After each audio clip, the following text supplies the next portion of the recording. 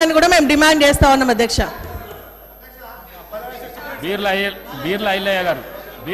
అధ్యక్ష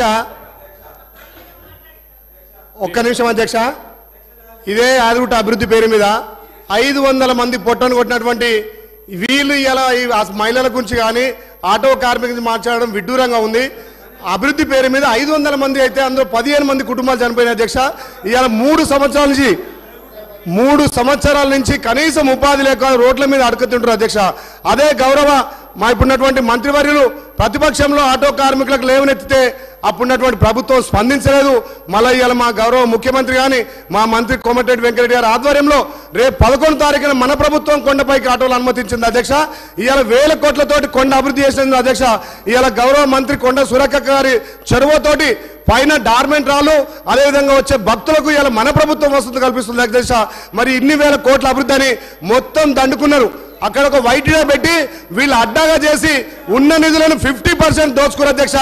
యారుటను ఇప్పుడు మన ప్రభుత్వం వచ్చినాకనే మా అక్క ఆధ్వర్యంలో ప్రక్షాళన చేసినాం.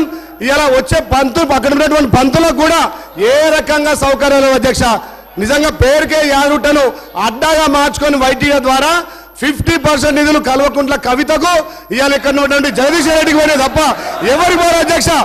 ఇవాళ యారుట పూర్తిగా అద్మాన పరిస్థితిలో ఉంది. ఇలా మనం వచ్చిన తర్వాత ప్రక్షాళన చేస్తున్నాం అధ్యక్ష. గౌరవ ముఖ్యమంత్రి చొరవతోటి ఇలా యాదాద్రి పల్లా రాజేశ్వర రెడ్డి గారు అధ్యక్ష, మీరు మంత్రులకు మీరు మంత్రులు వివేక్ వివేక్ వివేక్ గారు వివేకానంద గారు వివేకానంద వెళ్ళకు రావద్దండి, వెళ్ళకు రావద్దు please please please please please. Palla Rajeshwara Reddy గారు అధ్యక్ష, ఇవాళ మేము 1 నిమిషం 5 నిమిషాలు కూడా